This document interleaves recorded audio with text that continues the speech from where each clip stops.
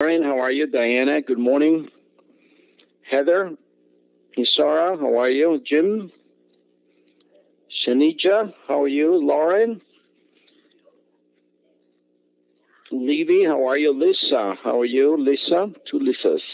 Mark, Michael, Nathan, Nick, Ramina, Roger, Rosa, how are you? Sandra. Okay, so welcome back, everybody.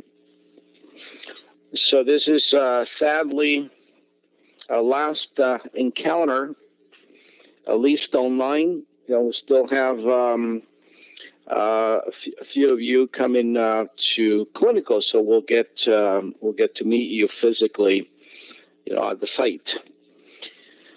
So you guys have worked very hard throughout the course. Tabitha, good morning. It is understandable that we all have full-time jobs or family, kids to take care of and so forth. So it may be that you did not put 100% of your capabilities of your efforts towards the course, which may reflect a little bit in some of your quizzes. However, this is, you've been exposed to this modality, and when you complement it with the clinical rotation, you'll have a good preview, pretty much, of what the modality is about, and whether that is something that you want to pursue. To actually change careers from your current modality towards MR. So MR technologists typically in the radiology department are fairly, well respected, and of course, salaries are commensurate to, with that modality, higher than others. So. Even if if some of you perhaps did not put in all of your efforts into this course, the course will still be available for you to go back and master what you perhaps couldn't during this 4-month period. So don't slack off now. You need to finish, go to the finish line here and make sure that you review all the material, all the quizzes, and you sit for your boards and you try to, get employment into this modality. You are considered an entry-level technologist in this modality. So as with anything in radiology, you may encounter some resistance in directors of radiology giving you opportunity to get employed into the modality, perhaps because you didn't have, the experience. But, as soon as you get your certification and you feel pretty confident that you can do the basic examination. So try to seek employment in hospitals, because in the hospital environment we usually, have 2 technologists per shift, and there are more hours available than in an outpatient center. A typical outpatient center may not have 2 shifts, and the workflow is a little bit different with having just 1 technologist. And the expectations of hiring technologists is that they'll have some more experience because they'll be left alone from the get-go. So, geared towards the hospital to seek employment for that reason. There are more opportunities in allowing, entry-level technologists employment into the modality. So, the end of the course instructions, I think we emailed them out, but here they are anyway. So If you change your home address from when you register the course for the course in September, please send us your new home address as soon as possible. Dan and I will be working on printing out all your materials this week. Hopefully, we'll be done before the actual holidays, for the 25th. And we're expecting to mail this package out by Christmas. So that is going out regular mail. So expect that. You'll have a certificate of completion with all your continuing education details for submission to the ARRT. You will need that certification in order to register for the for your boards. For those of you in the state of Florida, we submit your CEU, so we've already downloaded your actual license, and then we submit that to the state of Florida for your continuing educations. You will have a venipuncture certificate. You'll have a grade certificate as well, separate from your certificate of completion, and you'll have a paid, invoice, paid receipt for your taxes. Do note here this notation, because we're a post-primary certification course. The Department of Education does not allow us to have what's called a school code, and that is one of the reasons that we cannot, our schools don't qualify, the courses don't qualify for student loans and grants and so forth. So therefore, we cannot provide what your accountant may be looking for. Is called a 1098-T form, but you can submit these, your certificates and your pay receipt and so forth as continuing education for tax purposes. We're going to be opening this afternoon all the quizzes for a limited number of attempts for you guys to practice, continue to practice for 1 minute per question, and we'll pretty much have it for several months. The course will remain open for your access. If for some reason you need longer than that, then send Dan or I an email. And what happens is that we typically recycle these courses. So what we'll be doing is transferring you to another course if we happen to have, deleted or recycle your course. Once you come through to do your clinical rotation, then you'll be given your clinical competencies in which you have to upload them. We'll give you instructions at that time. These competencies are good for 2 years from the time that you actually perform the competencies. Once you upload them to the ART one by one with all the other paperwork that we give you, which is you need a verification form with all the technologists' detail. You have a safety checklist as well that we give you that is required. And so once you upload all of that, all of our technologists will receive emails from the ARRT. They do a 100% audit on those. So we verified the exams one by one.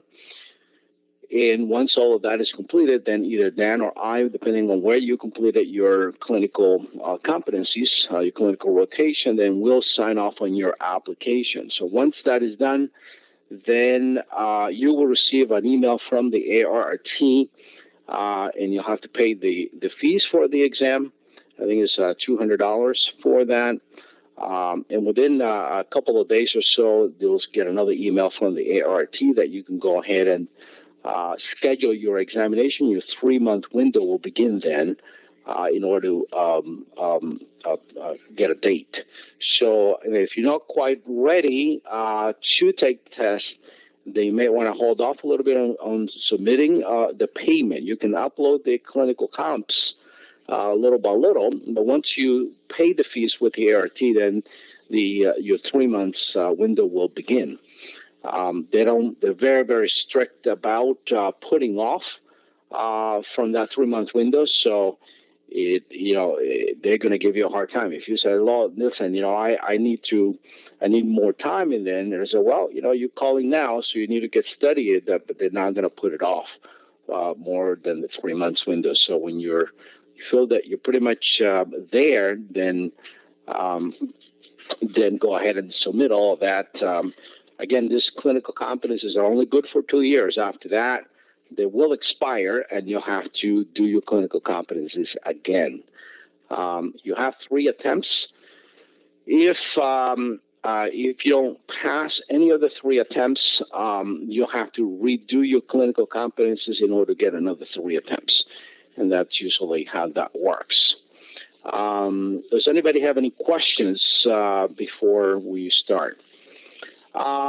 Absolutely, Roger. I think we strongly suggest that anybody, and then we'll go over this as well, that has reached at least an 80% in our mock examination, that you should be, you should feel pretty comfortable, pretty confident that you're there. Remember, 80% of 200 questions is 160, right? So you missed 40. That's still quite a bit. But the way we suggest, that I suggest to you from here on forward, is go back to each weekly quiz, retake it. Don't cheat, right? So it's going to be for 1 minute per question. So go back to the first quiz. When you're in the high 80s, low 90s, high 80s, low 90s, high 80s, low 90s, that means that you should have mastered that week's material. Go back and study based on questions, what you missed, and then go back to either the book or review the recording and so forth. Then go on week by week like that, and then take the mock examination again, high 80s, low 90s. There is the ASRT program that we've uploaded within the registry course that has about 900 questions there. Download it. Take those as well. Just be careful with that because that's an older course as far as what Danny has covered in safety, FDA requirements, although those are obsolete, but everything else should be fine as far as all of the material except regulations that have transpired from that.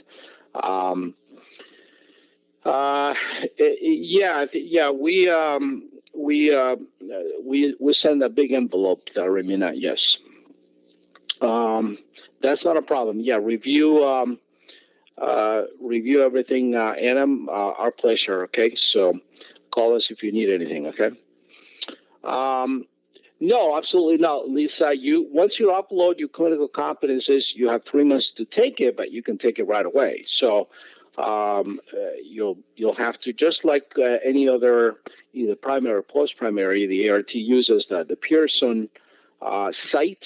So it just depends on the availability. If you want to take it right away, you may have to travel a little bit away from your home if you want to take it right away. And the ones close to your home don't have availability when you want. So yeah, absolutely, Mark. You're at my side or Danny's? Dan's, yeah. So Dan has a little bit of time off towards the end of this coming week. So if I don't have it quite ready, you may have to come over to my side and pick it up then, okay? Yeah. All right, so let me go over this numbers here, and then I'll turn it over to Dan. So the mock registry exam is on this side here. Class average was about 81%, very nice scores. Summer at the top here with a 97%, Morgan, 95 as well as Casey. Cody, Lisa Harvey with a 93% as well as James and Victoria. Then Ali, Jessica, and Levy with a 92% average. So very nice scores on the mock exam. 81% is one of the higher ones that we've had. So your class has been a very, very nice class. The course average here is a 92% on the class. Morgan with a 99%, Lisa, James, Rosa, Sandra with a 98%, Cody, Casey, Michelle, Anna, and Lauren, again, 97%. So very nice scores overall. Congratulations. So let me turn it over to Dan, and we can, let me bring up the exam. Okay, so Dan, yours. Good morning, guys. All right. As we've mentioned, we wanted you to jot down those questions that you had some difficulty with. Okay, so we're going to scroll through the exam. Bill's going to bring it up in a second, and then just feel free to stop us whenever we come to one of those questions that we need to elaborate on. All right.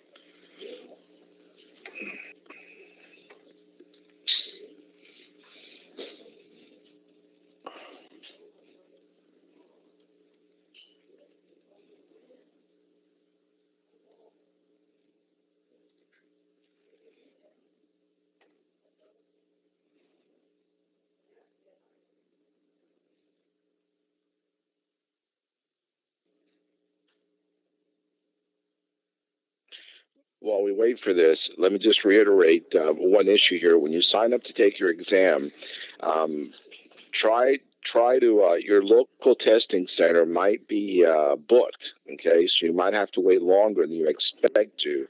So don't wait till the last minute. Okay, like for example, here in Miami currently, you have to wait about 2 months. Okay, so if the testing center close to where you live is booked, or as far as the date that you're interested in not available, you might have to travel and go somewhere else to then take the exam. All right, so keep that under consideration. Don't think that I'm going to call today and I'm going to be able to take it next week. It might not work out that way for you. All right, so keep that in mind, please.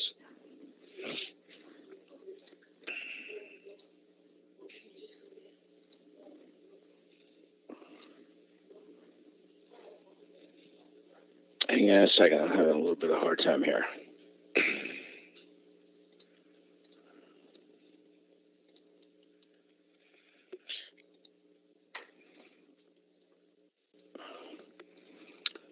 All right, can everybody see the exam? I can't see it. No? Okay. Hang on a second then. There we go.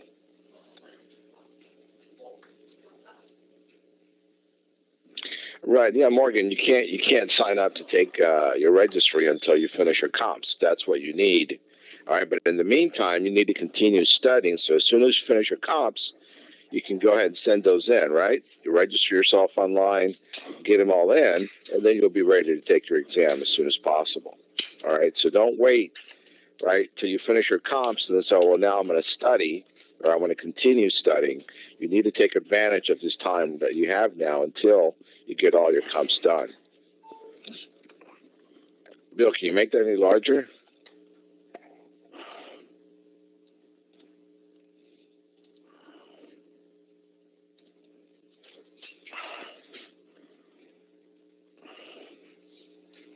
Lauren, you had another question?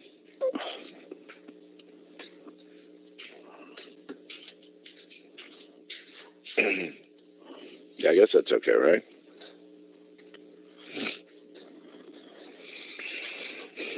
All right, let's go through this. Well, we lost it again, Bill.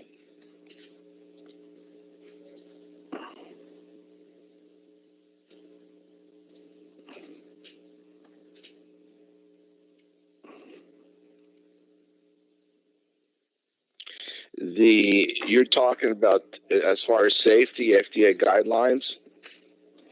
Yeah, I covered those when we did safety, so you should know what the FDA guidelines are. Okay? That could very likely be on your exam.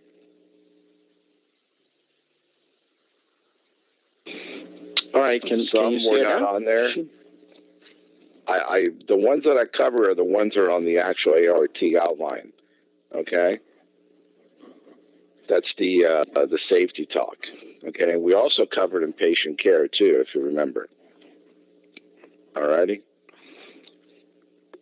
All right, everybody can see it? Okay, good. All right. All right, so let's scroll down. First question there, right? All right. It's gray again.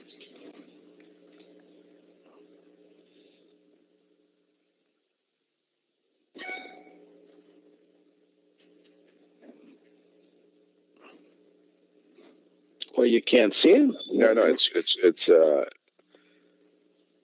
on mine. It's gray again. All right, hang on. Let me switch because I'm on Edge. So hold on a second, guys. Let me switch to Internet Explorer on the exam. Sorry.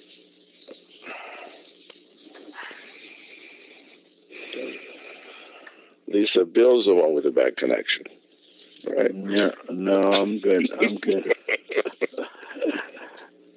Yeah, I'm not at the school today, so I'm at home, and usually I don't have problems with these things. All right, hang on a second. Let me use.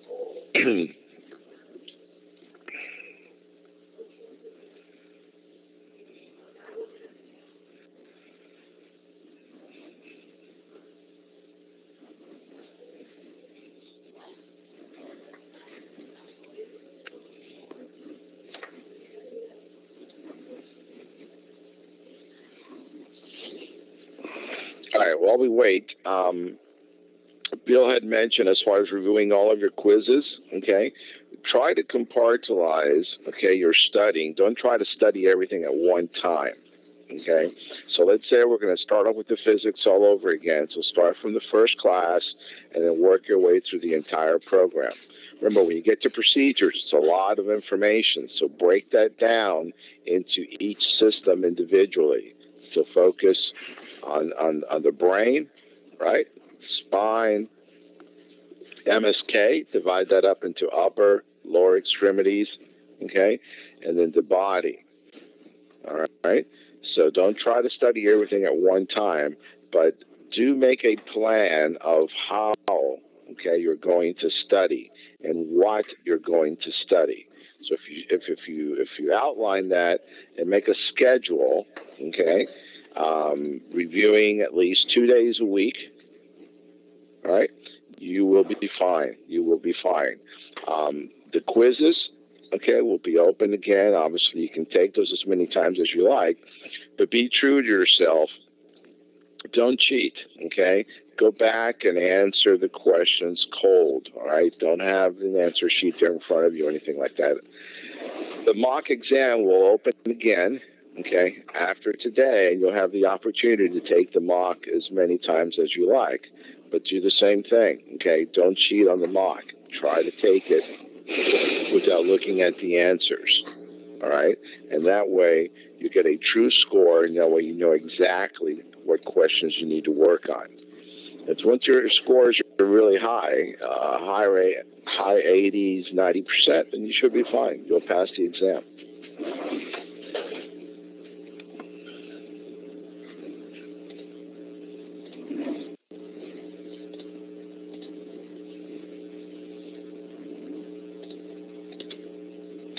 I'm not sure if I would go back and listen to all the videos. I mean, hopefully you guys have taken good notes. Okay? If you haven't and you don't understand something, then perhaps you do want to go back, Lisa, and look at the videos. But right now, it's just a matter of answering questions. Okay?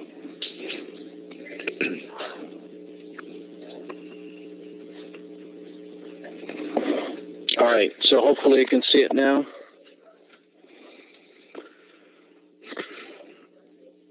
Nope. You're kidding. There we go. All right. That was question number 1. I keep scrolling down, Bill. See what happens. Okay. Well, we went by 2. I have 2 on.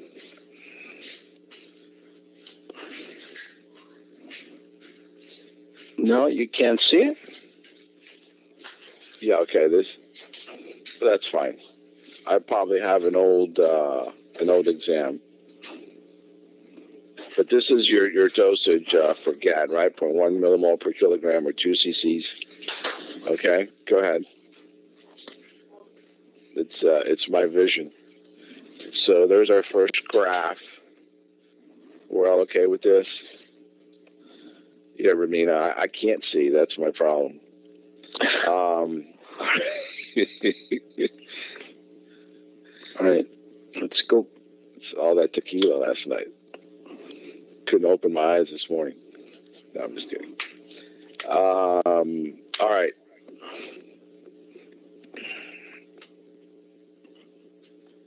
Okay, so question number 3. Any questions on that? Keep scrolling down, Bill. Yeah, it's on 4 right now. I don't understand. I have 3 on mine. Okay, I see. Okay, 4. There we go. 4. Danny's the problem today. Exactly. Old version Dan, you got it. Do you guys know why the devil is so smart? Anybody? The devil is so smart, not because he's the devil, but because he's old. There you go. All right, whatever. All right. Question 5. 6.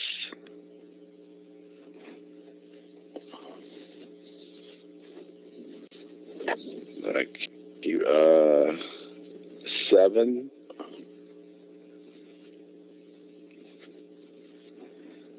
Keep going. 8. Number 9 for Caesar. Okay. Okay, so on question 9, let me go ahead and select this and do it. Hang on a sec.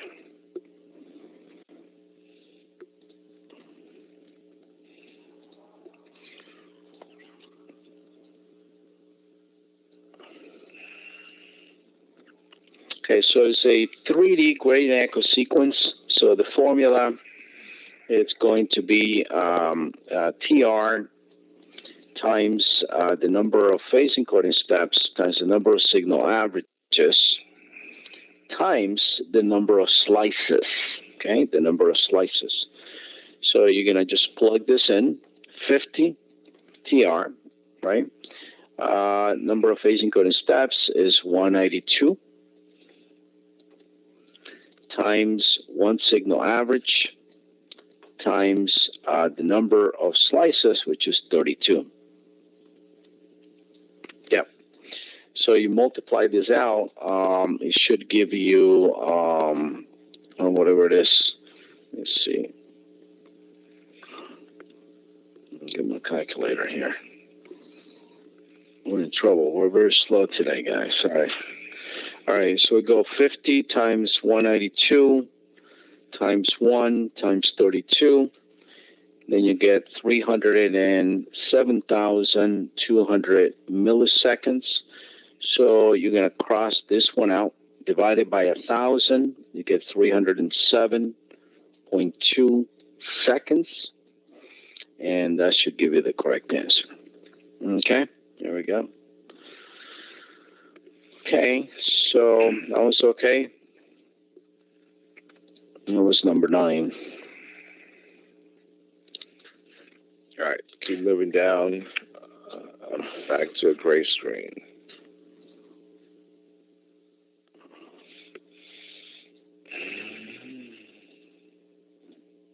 There we go. All right, 10, 11, 12. There's another one, Caesar. 13, 14, 12 for Tia. Okay, so this is another Scantan formula. Let me clear this one. This time, you're looking for clues within the parameters to determine what type of pulse sequence this is. So use the correct formula. So you're looking at target TE, number of echo train length. So that is a fast spin echo. So the formula for a fast spin echo is TR times the number of phase encoded steps times the number of signal averages divided by the number of ETLs.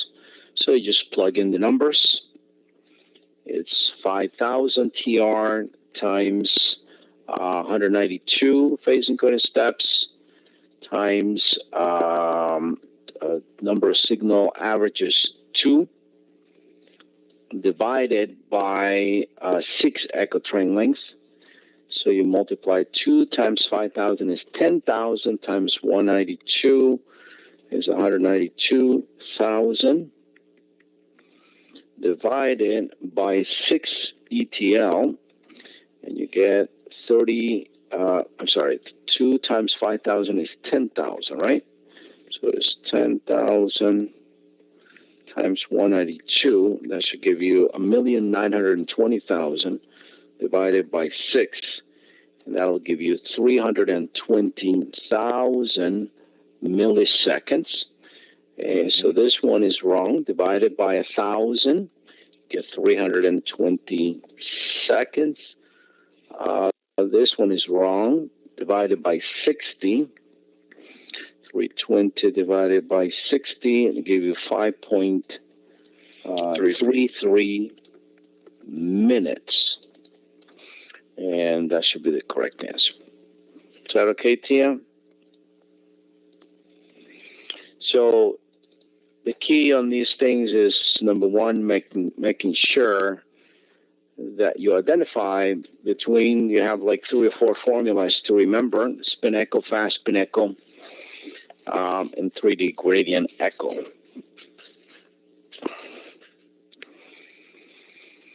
All right, 14 for Romina. So number 14, which of the following receiver bandwidth results in a half signal to noise? So the lower the bandwidth, whether it's in kilohertz or hertz per matrix, is going to give you the lowest signal, the higher signal to noise. The lower the bandwidth, the less noise that you're allowing, the better the signal to noise. So do remember that, let me clear this out here. The receiver bandwidth is like the window. In the center, you have your signal, and here you have the noise.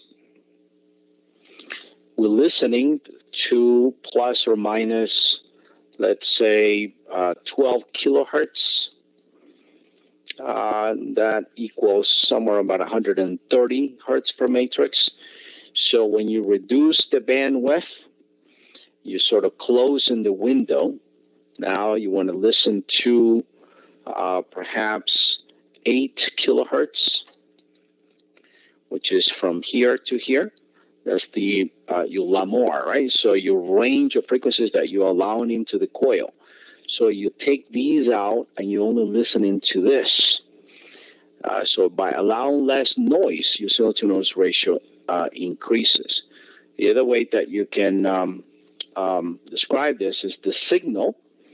This is the signal and this is the noise. The signal, let's put in an arbitrary number of, let's say, 8 in signal. The noise in the longer bandwidth from here to here, it has a noise of 4. 8 divided by 4 is 2. That's my signal-to-noise ratio. So if I leave the same signal right here, right? So when you lower the bandwidth, you don't touch the signal. The signal is in the center frequency. So when you narrow your range of frequencies that enter in the coil, let's say now the noise is decreased, so you're not allowing all this noise to come in. You're reducing the noise, let's say, by 2. So 8 divided by 2 is 4. So you increase the signal-to-noise ratio by decreasing the denominator, which is the background noise. So that's the way it works. The lower the bandwidth, the better the signal-to-noise that we'll have. Let's go back to the exam here. Yes, absolutely. You're right, Lauren. As Lauren is pointing out here, that's the receiver bandwidth as opposed to the B1, which is your transmitter radio frequency. Yes. Okay, can everybody see the exam again?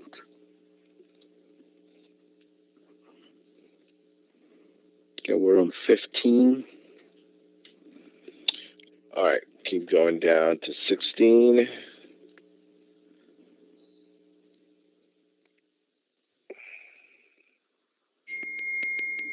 Went off again, Bill.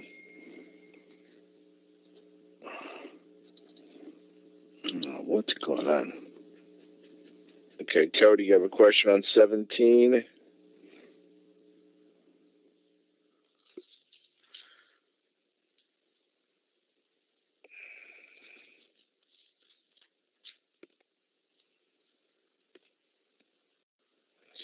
What is it? Superposition of one structure or another due to both structures lying within the same Vaughn, so it is known as aliasing. Was that...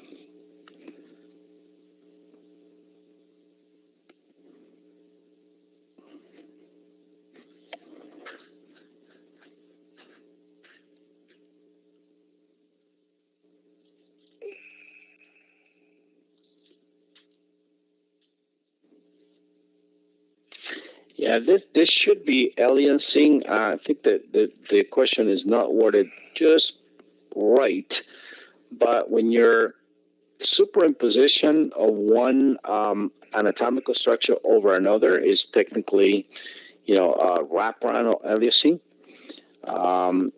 The definition of partial volume is really that, averaging. You're not superimposing two structures, you're averaging the signal from two adjacent structure because the slight thickness is too thick.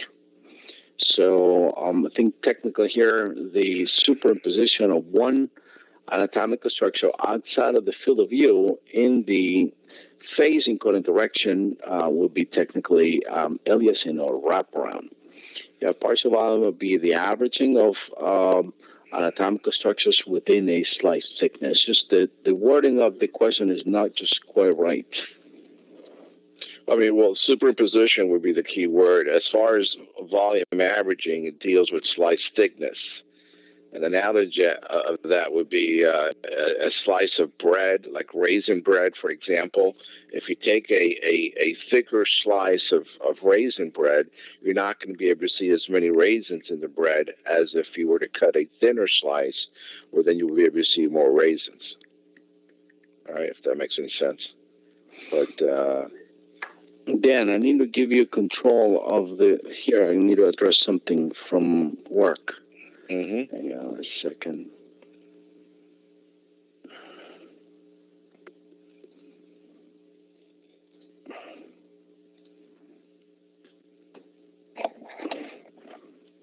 You have it? Oops. Ouch. not as fast.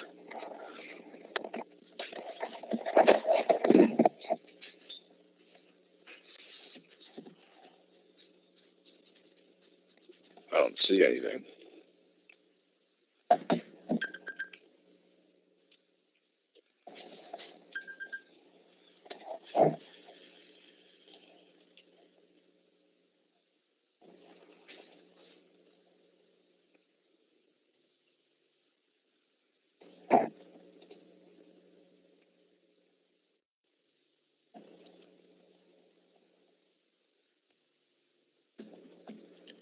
Yeah. There we go. Oh, are we on 24 already? All right. Any questions before 24? All right. Let's see if this thing will go down.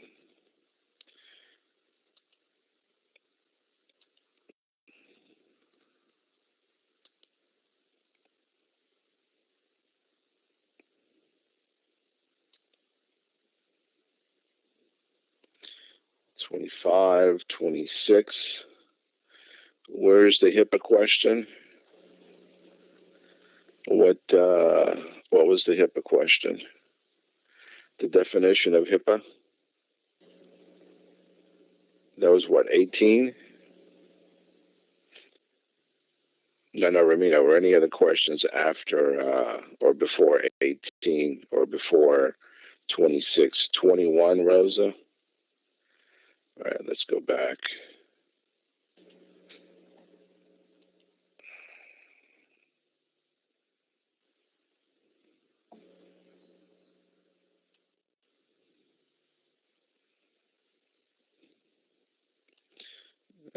Jesus.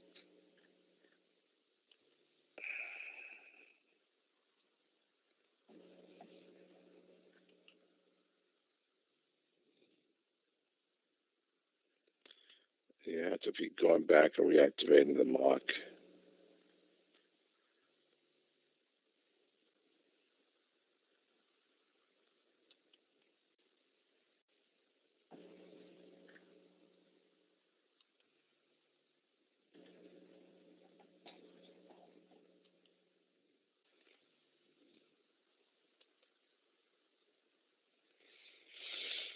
Mm-hmm.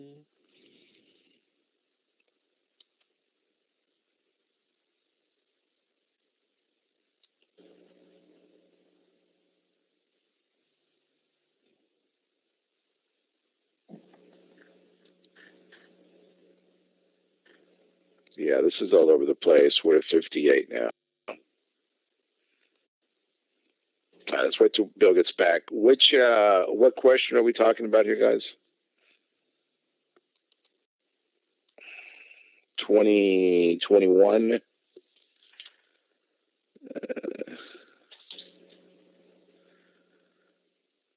Which deals magnetic resonance image of the central nervous system is normally superior to CT imaging the diagnosis, except, acute hemorrhage. There was an answer. What was the wrong, you guys? All of the above, D? Is that what? Yeah, the correct answer should be C, acute hemorrhage. Okay.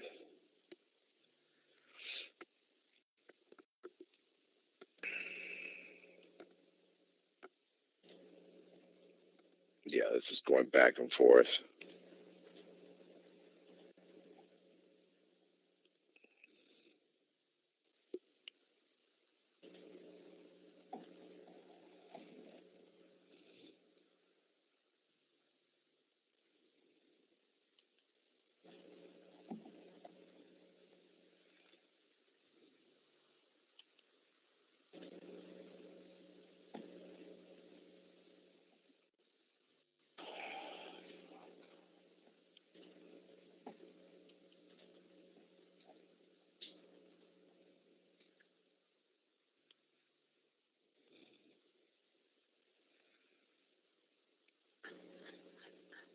You guys get the same gray screen that I get, right?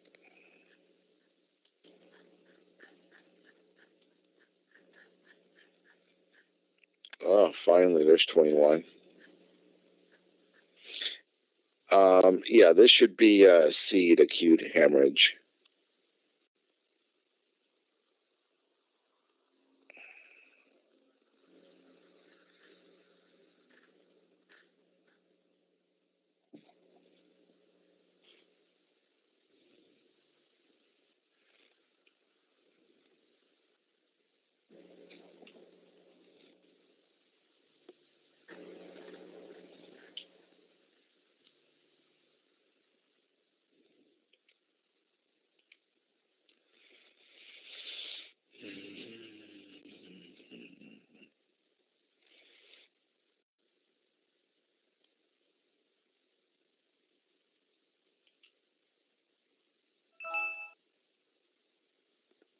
All right, so we're back to 24.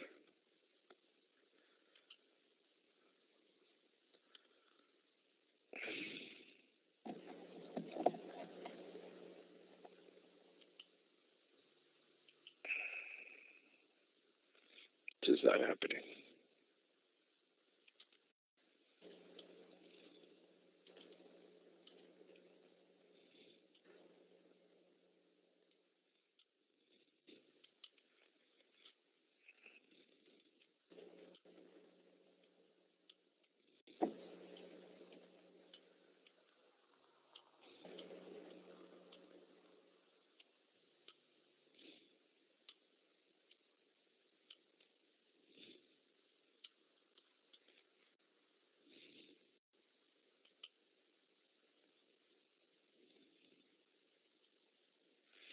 All right, any questions up to... Yeah, Sandra, Bill will give you credit for the answers that we change here, okay? It was just never corrected on the mock, that's all.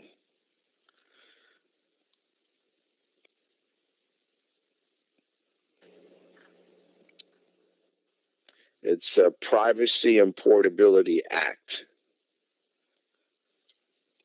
for HIPAA, okay?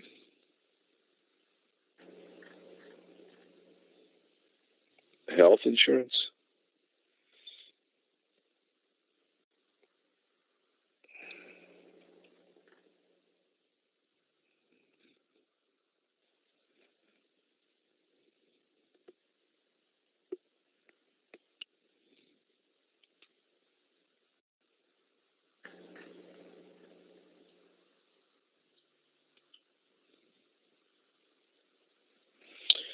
All right, so can you guys see? You can't see the exam at all, can you? Nope.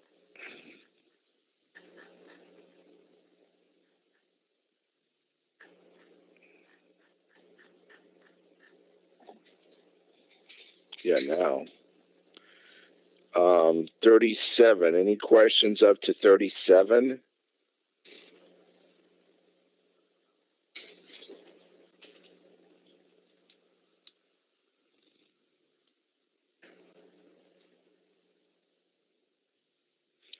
$23.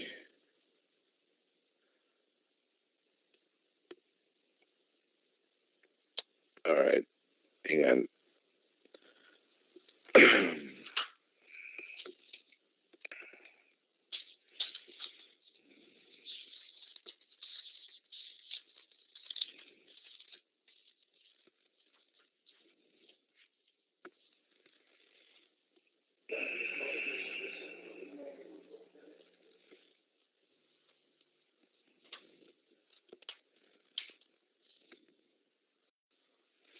Hang on, guys.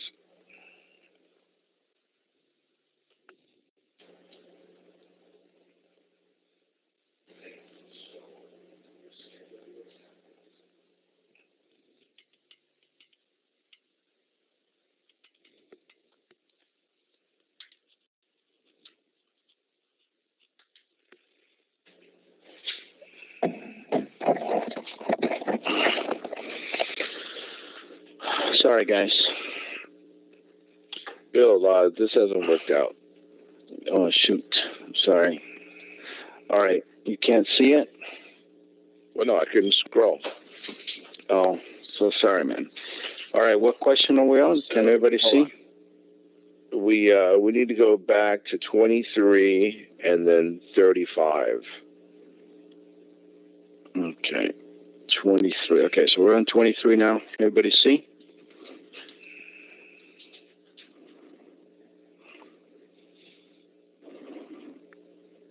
Okay. There's a question on 23. Okay, so the this has to do with the lower bandwidth. When you're lowering the receiver bandwidth, then your frequency encoding gradient amplitude increases. So you think of, again, lower receiver bandwidth, the amplitude of the gradient is increased, so the signal's noise increases because there's a lower bandwidth. When you lower your receiver bandwidth, you increase the chemical shift, and also your readout when it takes a little longer to do that. So the TE is longer when we lower the receiver bandwidth. So it usually we get a little bit more motion, like breathing motion or bowel motion when we do a lower bandwidth. That's why in the abdomen, all the sequences that we do are longer bandwidth, so we don't get that much motion. But this has to do with lowering the receiver bandwidth, then your gradient amplitude increases. Okay, what other one? We're going in order now. 34, 35. Okay, we're on 35.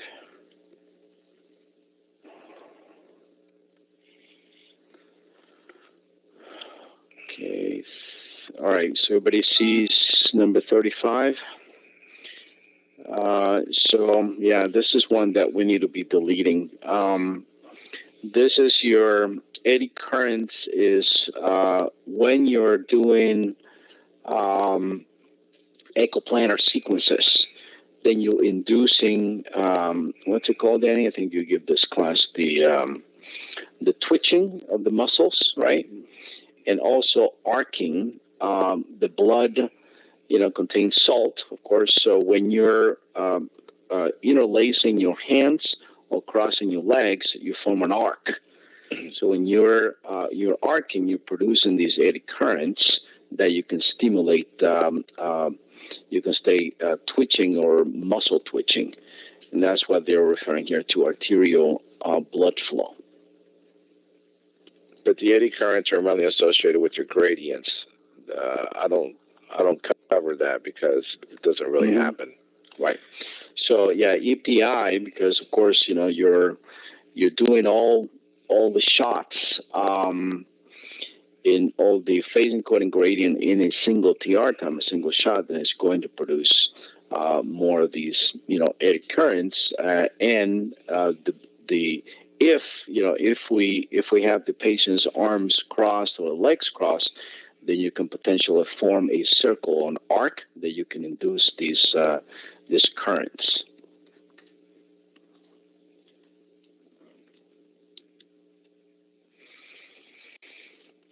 All right, 36, 37.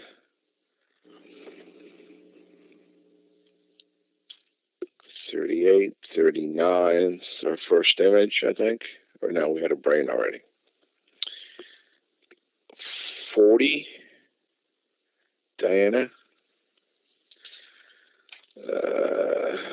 Number 3, C4-5. We missed. So that's 2, right? 3, 4, and 5. So number 3 is the intervertebral disc base, okay, of 4-5. So 2, okay. 3, 4, 5. Yeah, you need to make sure you count. Don't start with C1 as far as the dents or any of that kind of deal. That's C2. We call it C2. Okay, it's less confusing that way. All right. All right, 40, 41, somebody? No, 42, Bill.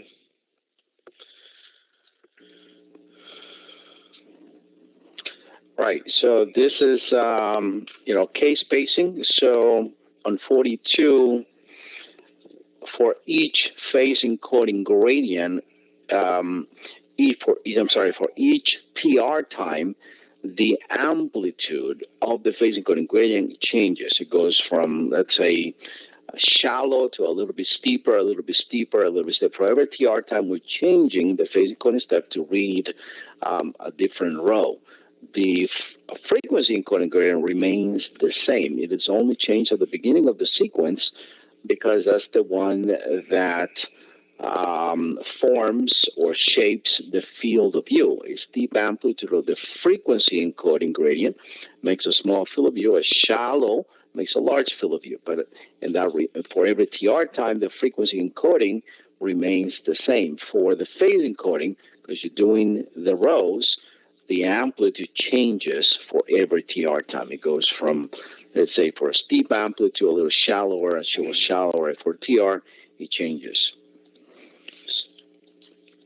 All right, we're going to go down to 54. Everybody see it now? 44, Ramina.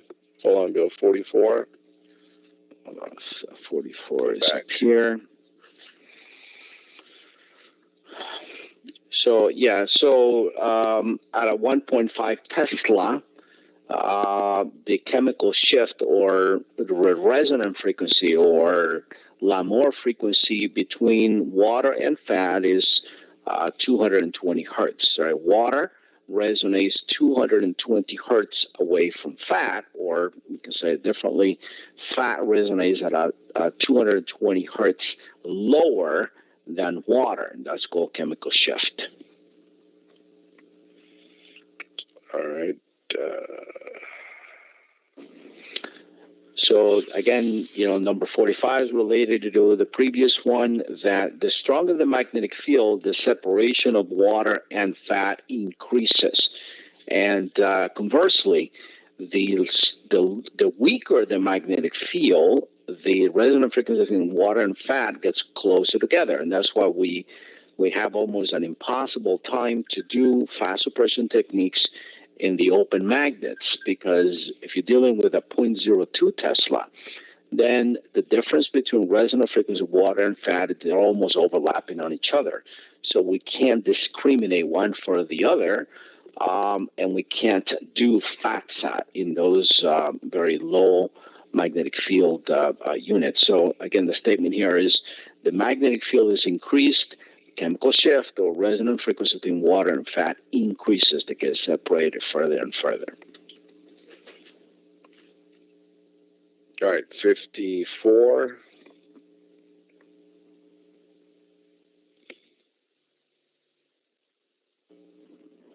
Let's try to go in order here. Let's go 54, and then we have to go through the next one, and then when you guys see the question, then shout before we go further.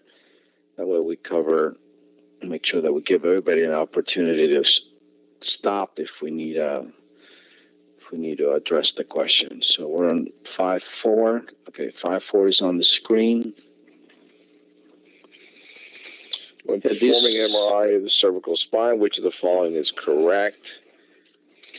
Yeah, so this is actually the call that I got a little while ago. Is a patient that had, for example, DBS, a deep brain stimulator. So those are placed in the medulla oblongata, so the upper cervical spine. So that usually, again, this is one of those bad questions. I'm writing down some of these questions that give you credit, that it doesn't give, we didn't put in enough explanations here. The question should read, when you do an MRI of the brain, even, for example, and you have a DBS, a deep brain stimulator,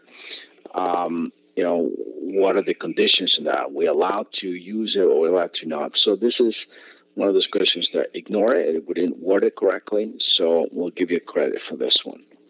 But it has to do with that, with DBS placed in the medulla oblongata. Quite often, there are more and more often patients are coming in with all kinds of implants in which we have to do our research go to the manufacturer's website and see what are the conditions in which you safely scan these patients with. But, I like this question, though. Okay. Do we want to go there? I don't know. Never mind. It's called common sense, guys. That's all I'm going to say. All right, where are we going? 57.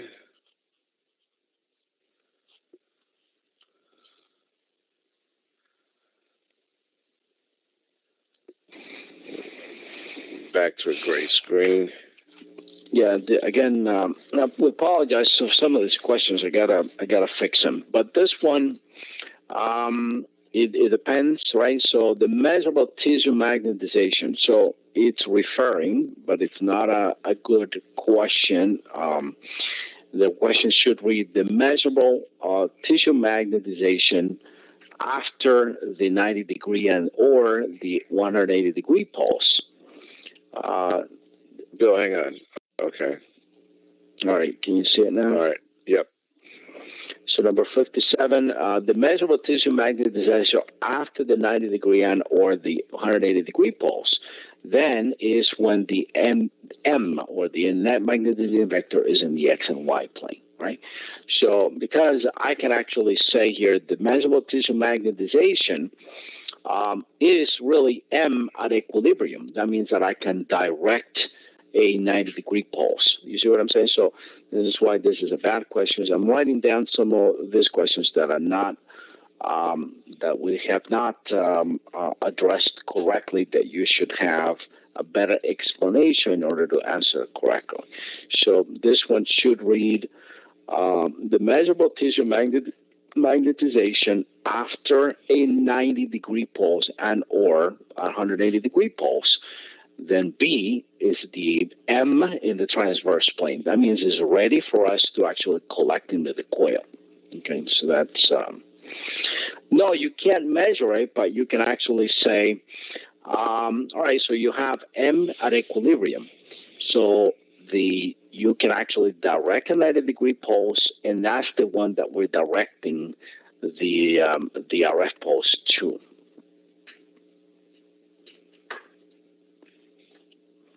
So again, we'll give you credit for this one, and we'll have to fix it. All right, it's 58, 59, 60. So in 58 here, I'm going to address this one here. Perhaps it's maybe a little bit confusing that when we actually do IACs, where do we typically center? We actually center on the glabella, right? Because we're doing a brain and IAC. But what a question like this is addressing is to say, well, what type of examination are we doing with this type of symptoms? So we're doing a patient with vertigo, nausea, hearing loss, tinnitus type of thing. You're doing IACs, and that's what it's addressing here, that, we don't actually center on the EAM. That's what type of exam are we doing? We're doing IAC, so center of the EAM, but in reality, in the real world, right? So when we're actually doing a scan, we're going to do the whole brain and IAC. That's typical of the protocol that is done. Yeah, I mean, for the exam, for the registry, there's another famous question like this, which deals with the parotid gland, right? Centering at the gonian or the angle of the mandible. We covered that when we did landmarking in our review. Also, setting up your slices off the axial plane. We utilize the ACPC line, right? Posterior and anterior and posterior commissures. But in reality, we just go by the corpus callosum pretty much. Okay? But on the exam, on your registry, you need to be a little more specific with this. All right, 50, where are we, 59, 60, 62, Romina.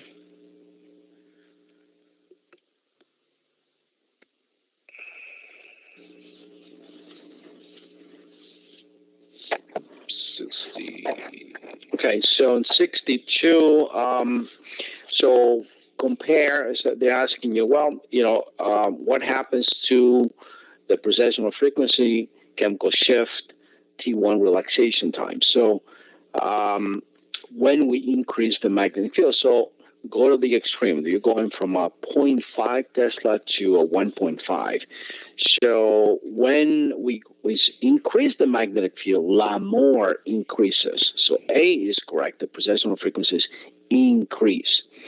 The chemical shift, as we stated before, the resonance frequency between water and fat also increase as we increase BO, or magnetic field. The relaxation times increase. It takes longer to reach a substance from the X and Y plane to the longitudinal plane as you increase the magnetic field. So T1 relaxation time in a 1.5 Tesla is longer for a tissue than it is at a 0.5 Tesla. That's why C is incorrect. So A and B are correct. All right, 66, Bill.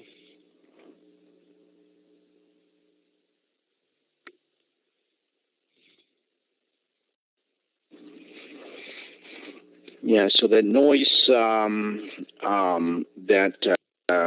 we hear as the gradients are getting the current of electricity, and the source of the noise is the currents going in the wire, and this wire is slightly vibrating in a hollow space. So that's the auditory, very loud noise that we hear. So 66C. 67. So 67, out of all these sequences, the susceptibility artifacts, what are the susceptibility tissues? Iron, as a substance, right? Iron, metal, right? So air, bone. So those are going to be more predominant, more, they're going to show more pronounced in a gradient echo sequence, because we're using the gradients to rephase, which is not as efficient as a RF rephasing pulse. So a spin echo, fast spin echo does the 180 with RF. We do the rephasing in a gradient with the gradient, not with RF, which does an okay job, but it doesn't do as good a job as a spin echo, fast spin echo. So those susceptibility tissues will be shown, will be seen more pronounced. So if you have a bleed, it'll show very nicely, very huge in a gradient echo sequence compared to a spin echo, fast spin echo. Metal is going to show a lot worse, a lot more pronounced in a gradient echo compared to a spin echo or fast spin echo. So 67 is D. All right, 68.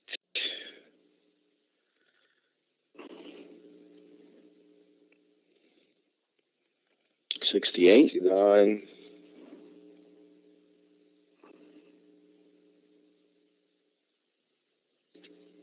Oh, stop. There's 70 is the HIPAA, right? Portability and Accountability Act. Not sure we were also concerned with that. But that's what you need to know the definition. There it is. Is health insurance or health information? Oh, I'm sorry. Yeah, it's, where is it? So I have the key wrong on that one. Yeah, you do. Sorry about that. I'm writing all this down, guys, so I'll fix it and I'll regrade the exam. Sorry about that. Yeah, it has nothing to do with health insurance.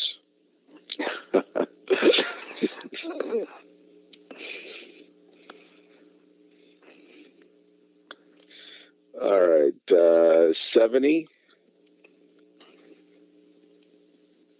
Yeah, that was 70. That was 70? Okay, good. 71, 72, 74, Lauren?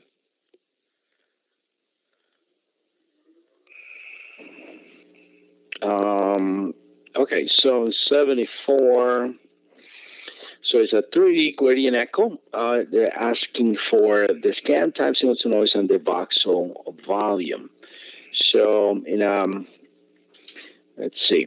Let's do this real quick here, like this.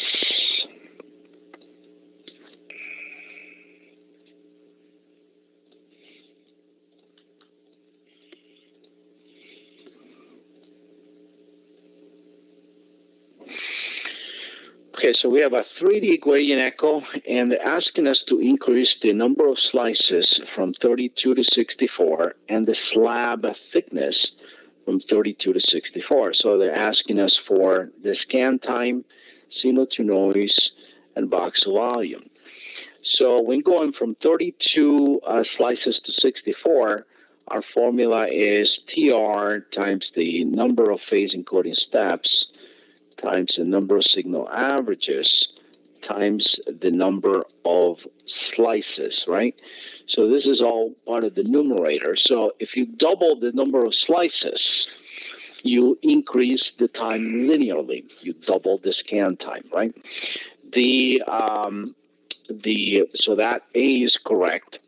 The signal to noise is not increased linearly, but it is the square root of the equation, the difference between 64 and 32. So you're going to get somewhere around square root of 2, somewhere around 40% signal increase, but it is increased here. So A and B are correct. Now, the voxel volume is given by the resolution formula, which is the field of view divided by the number of the phase encoding steps, field of view divided by the readout frequency, times the slice thickness. So between the original and the changes, this did not change, this did not change. The thickness did not change. Why? Because this individual slice thickness, so if you're doing a brain, right, so this is a brain, you're going to go ahead and scan this in a 3D, so you're going from here to here. So now the slab thickness is this dimension right here. That's your slab thickness. So if you did 32, let's say 32 is from here to here, and 64 is from here to here.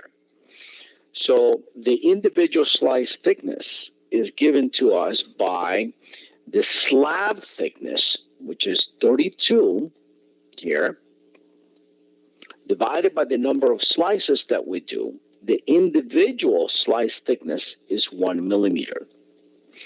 Now, the new problem is 64 divided by 64. 64 is slab thickness, but we also increase the number of slices. So the individual slice thicknesses did not change. Therefore, my voxel volume did not change, and that's why C is not correct. So it's only A and B. So be careful with that one, right? So although you increased the number of slices and the slab thickness, the individual slice thicknesses did not change, so therefore the voxel volume did not change. Everybody all right with that? Let's go back to this. Can we see it?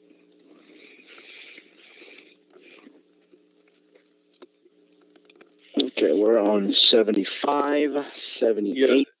Bill, hang on. It is insurance, so we stand corrected.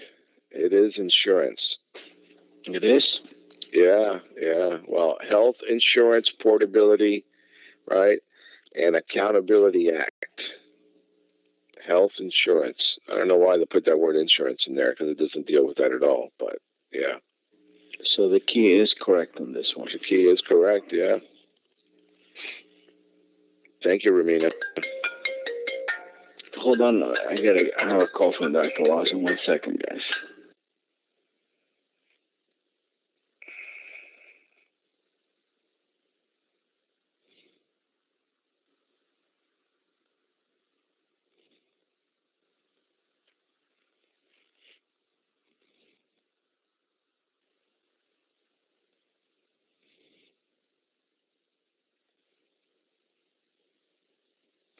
A better description for that would have been Health Information Portability and Accountability Act, right? Or even Privacy and Accountability Act.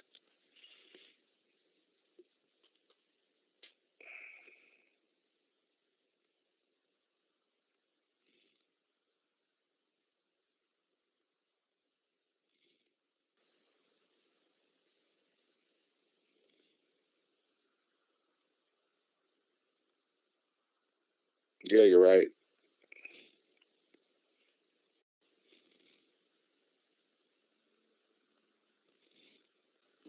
Sorry, guys.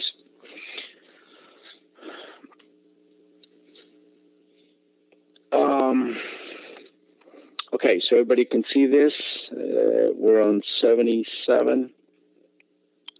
All right, 73, 74, we did, 75, 76, 77.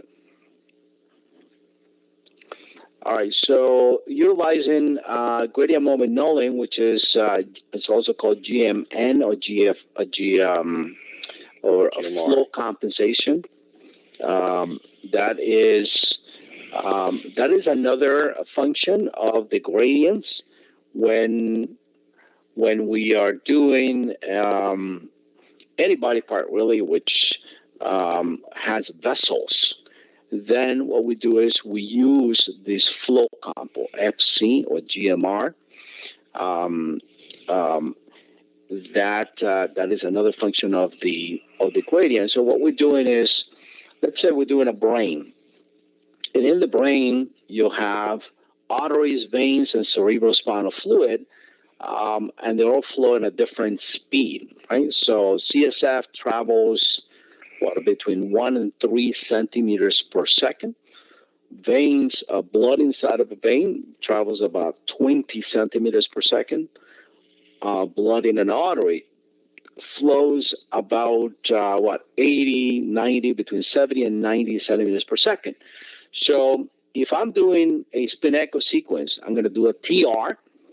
I'm going to flip all the hydrogen protons, gray matter, white matter, fat, bone, etc., to the 90 degree, to the X and Y plane. Then they grow, right? So they start to relax back up. Then I go another TR. But then the location of the phases of the spins contained in a vessel, or again, whether it's cerebrospinal fluid, a vein, or an artery, they shift. They're not in the same location as the gray or white matter because those are stationary tissue.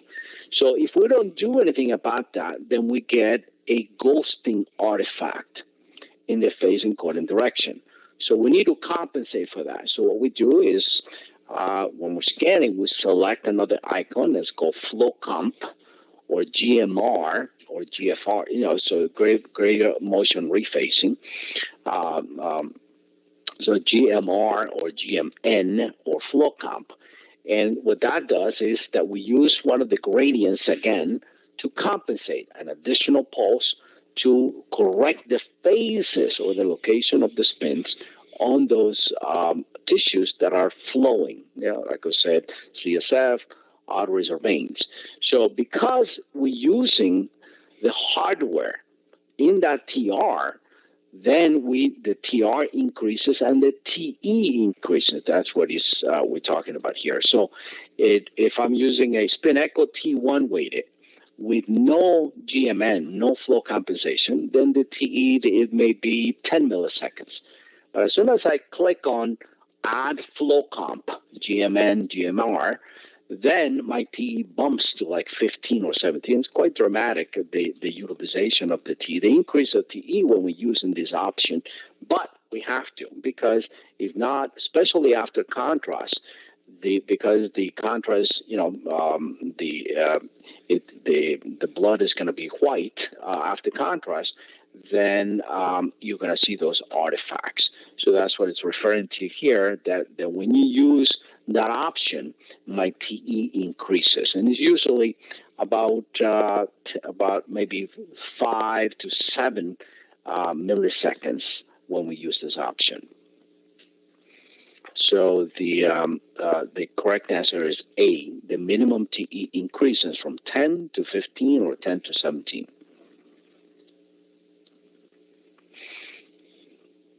Number 78. So, yeah, we talked about here that when using a fast Spinecco sequence, then you're doing a 4 TE.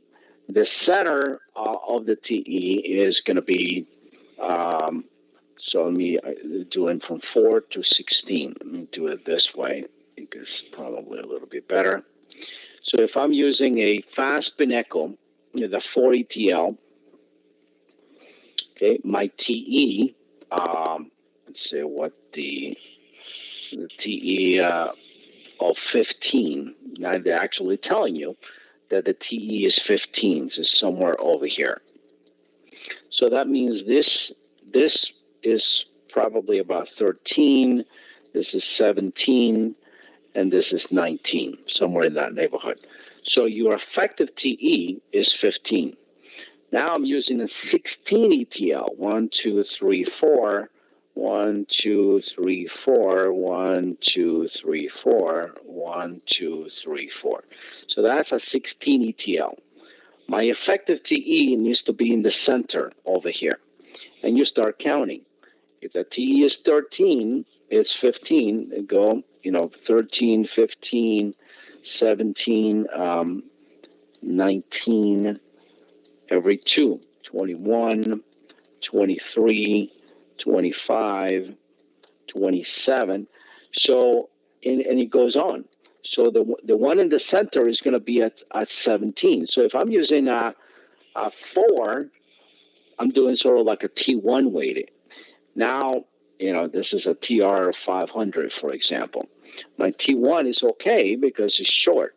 But now, if I use a 16 ETL, my TE is 27. It's no longer a T1. It can't be a T2 because I'm with a short TR.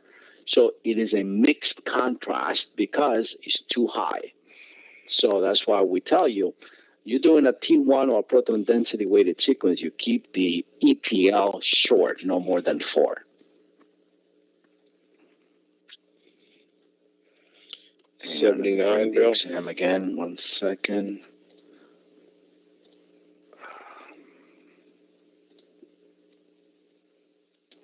Second.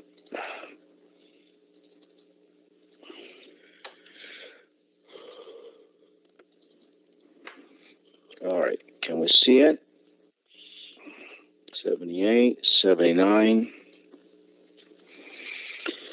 So the phase encoding, I think is referring to, oops, we're missing, so there's another one that I need to give you credit, sorry. Yeah, we're missing that the original is 256.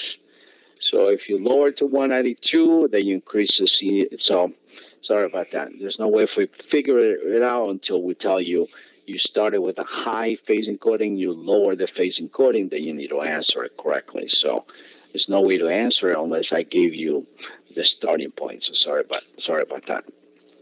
I'll give you credit for that one. Ideally, it would always be 256. Yep. 80, anybody? Oh, it's 87. 88. 81. 82. It's 82. Dark Springville. 82 here. So this has to do with your receiver bandwidth, right? So if you lower the receiver bandwidth, you are increasing the chemical shift artifacts. So this is reverse. If you want to minimize your chemical shift artifact, what do? You increase the receiver bandwidth. No, we can't see it. Okay. There you go.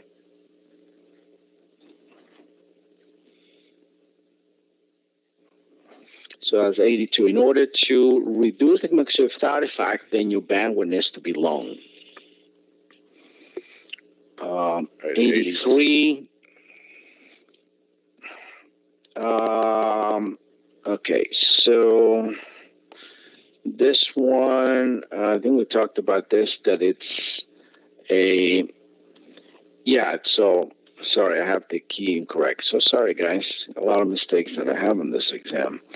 So is the square root of the number of slices actually the equation on that?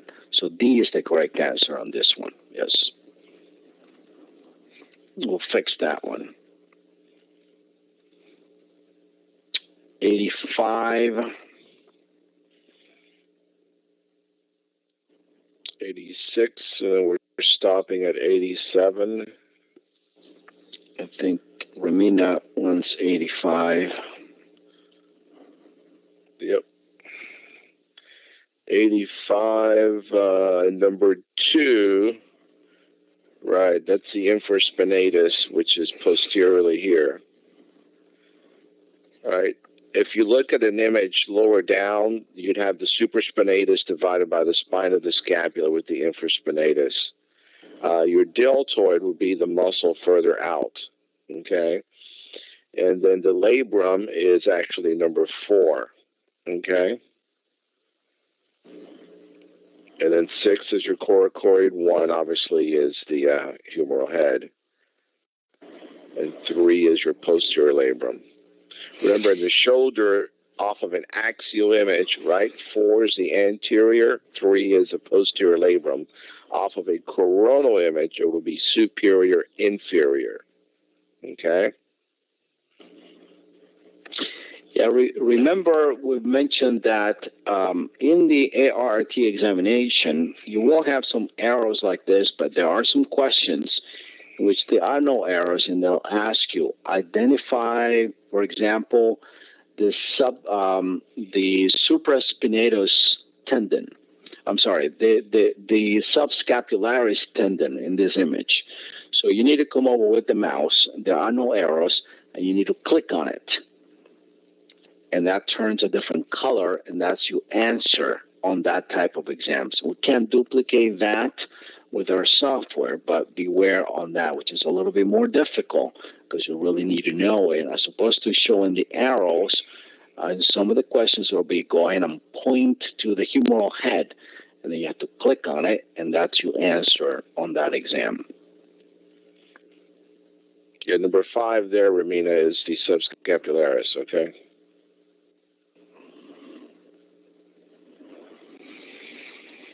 All right, 87.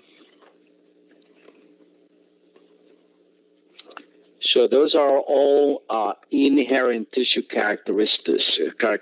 So the relaxation time of water, the relaxation time of water, the relaxation time of fat, T2 relaxation rates, the amount of hydrogen protons in a substance, whether a tissue is in an artery, in a vein, or not. That's flow and motion, such as peristalsis, etc. Those are all inherent tissue characteristics. We can see okay now? Yes. 88.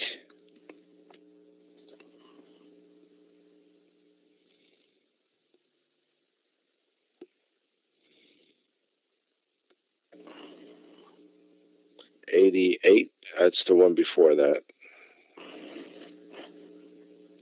Interleave. So you have the ability to choose the slice expectations in multiple TRs. So whether we're going ascending, descending, or one after another, which is the same as ascending, descending, or you want to fire in the first portion of the TR time all the even numbers, and then come back to the odd number of slices, 1, 3, 5, 6, 7, back to 2, 3, 4, 4. So the purpose of that is to allow some of these slices that got partially excited to relax back up, so the signal to noise will increase. So graphically, if you want to sort of visualize it, let's say you have a bunch of slices here. You draw here a slice. So we have a bunch of slices. And let's assume they're close together like this, only a minimum gap. So I'm doing, whatever, 5 slices here, right? So slice number 1, 2, 3, 4, 5. When we're defining the RF, then the RF that we send is not a perfect rectangle. So when I'm exciting slice number 1, I'm partially exciting the neighbor. So this is I hit 90-degree pulse. These guys, which I'm not intending to target, gets partially excited as well. These are here, these are here. So if I go on ahead and shoot number 2, these slices here that got partially excited with the prior RF excitation are going to, with the 90-degree pulse, are going to be sent down here, and the signal to noise, they're going to get black. So we call that cross excitation or partial excitation. So what we do is we say, all right, go ahead and in this TR time, go ahead and excite slice number, the odd numbers, right? 1, 3, 5, and then at the end of the TR cycle, go ahead and come back and do the even numbers. So by that time, these partially excited hydrogen protons are going to be close to being at equilibrium, so you don't get the penalty of the signal to noise. That's what is meant by that. Unfortunately, some of the, like GE, when you do select leave, then it doubles the scan time. In Siemens, it does not. So you have to take the penalty. Hang on 1 second. Let me bring. Got to be careful exciting your neighbor. Mm-hmm. Hang on 1 second, guys.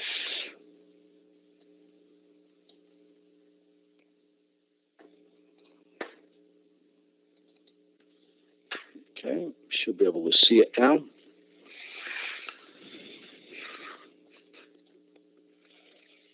We're on 89. 90, 91, 96 here.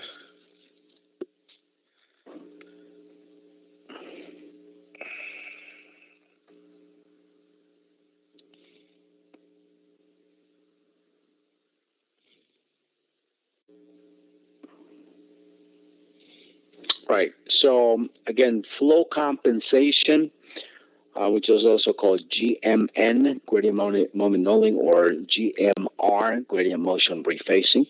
It's the tool that we use to rephase the hydrogen protons when we have a lot of vessels or CSF in the brain and the cervical spine. We use that quite a bit, or after contrast. So that GMR is that pulse, that additional gradient pulse, is more effective when we have same directionality of the blood flow and parabolic effect, which is laminar flow. When you have turbulent vortex flow, chaotic flow, then it's not as effective. So GMR is more effective when the hydrogen protons are predictable, which is laminar flow.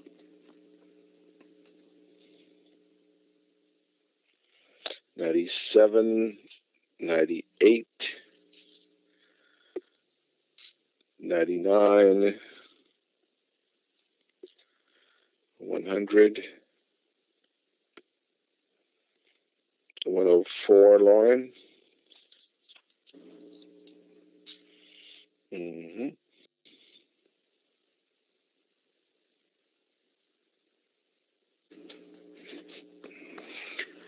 So that's contrast, right? So if one is gray and the other one is black, then you have very high contrast. But if one is light gray and the other is dark gray, the image and difference in signal between one and another is very minimal. You cannot see between one and another that we're talking about very low contrast between the structures. 105, 106, 107, 109, Ramina.